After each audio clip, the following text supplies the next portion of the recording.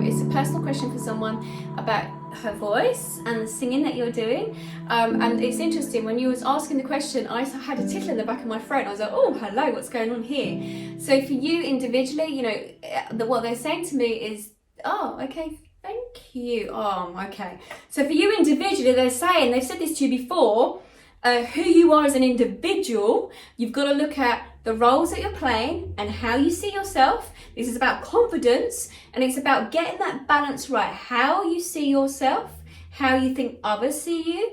They're talking about there is change. There's something about confidence issue here, and your voice is sort of trying to physically tell you there is an issue going on. So it's connected with some of the information you've learned before about yourself as an individual person, about your journey, and about your voice. You're not allowing it to express itself fully. There is something there you are holding on. So what Spirit is saying to me, go back on your life journey, and when was your voice not being heard? Okay. There's a connection with your voice not being heard by others.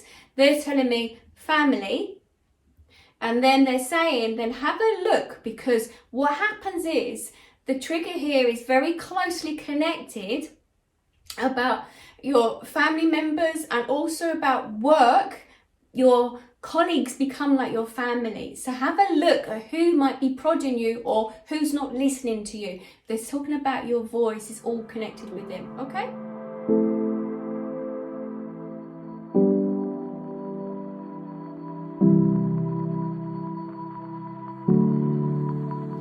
Okay, I should always sit here and put a hazard or warning sign when my guides answer a question. But the great question, yes, the other thing that's happened on the planet, again, the body takes stock. So individually, this individual has, said about obviously, her father passing, and there was a funeral, and on the day of the funeral, you came out in, psoriasis and stuff, and also thank you, they just said eczema and any other skin conditions. It's like that shedding of oneself. They sort of said the layers. Oh, okay. So the layers of yourself, if I answer this for you individually, and I know there's quite a few people in the world that need to hear this too. But if you think of the layers of how it works, okay, inflammatory, they're saying something was inflammatory. It's brought something to the surface. So the layers of yourself needed to be shifted. So when that happens, they're talking about there are issues that need to be looked at. They're going back to childhood, and they're going back of the relationship that you may have had within your family, and the place, the position, the role that you played within your family. So your question about, where should you look at or what you should do, they are talking about, really, do you not know this? They just said, sorry, very rudely, that it is the layers of yourself. So look at the layers of your journey going through the relationship that you may have had. They're also saying it's not only about the relationship that you had with this individual that's passed, but it also has a knock-on effect. There's a couple of other, family members also within your dynamics. And they said, they'll go back to that again, that the reason we are brought into a family is so that we heal ourselves, so that, we may not like our particular family members, or we may be brought up in a family where they're judgmental or there's some issues going on. But that is because it's the soul growth. It's for your soul to learn, for your soul to grow through it. So those individuals will reflect back those internal wounds within you as well. It's all the same thing. So they're saying as a family, it's harder to escape them to some degree. If it was friends that were brought in, that's different. It's sometimes you just say, I'm cutting that individual out. When it's family members, it's difficult, it's tricky. Yes, they just said some family members can be cut out to some degree, but because you're connected, they're saying not necessarily so. They are bringing me your mother and father relationship and how you played the role between the pair of them. Look at that. Just been told, one of them says they forgive the other one. There's something there. I don't know about the dynamics of the family there. There's something there. I don't know. But mother and father, they're talking about the role that you would have played within them. They said, look at the different sides of then your role as the mother as well, please.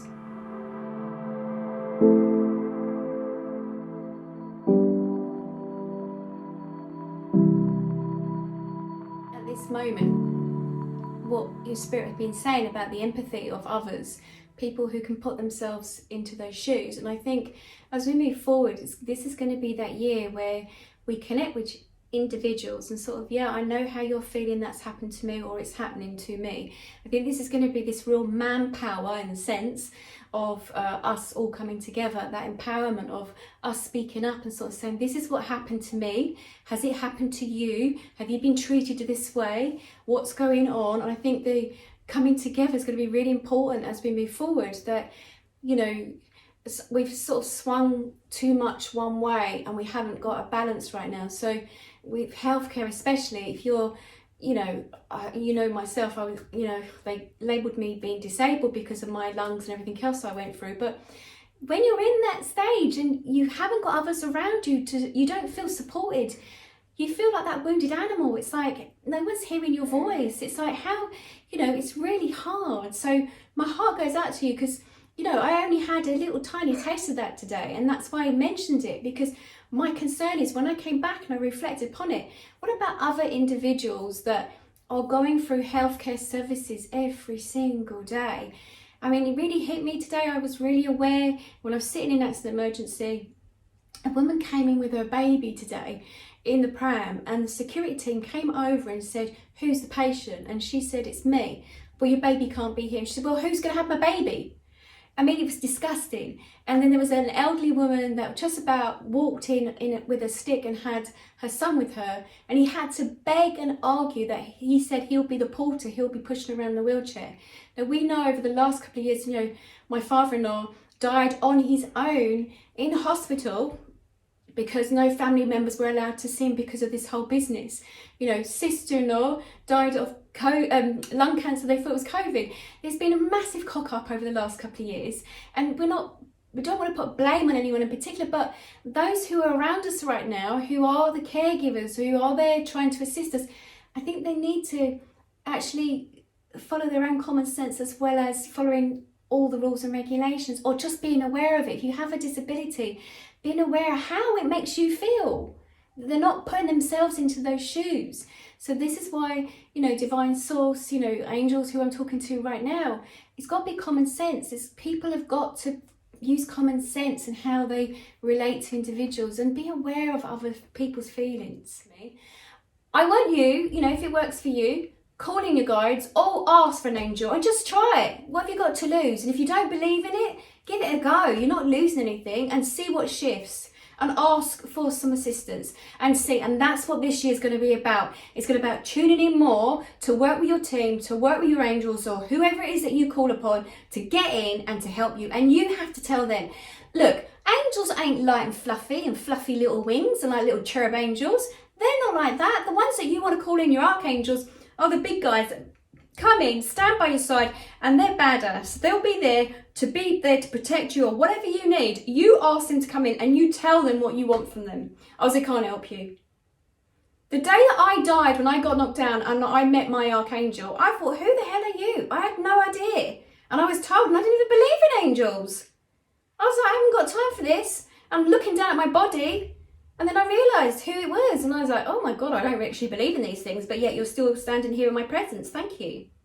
And that individual archangel came in twice. My lungs collapsed the second time around and came in. I'm asking you, call upon them now. Tell them this is what you want. Just see the difference, and then you can keep coming back to the group and you can tell us, and we're here to hear you.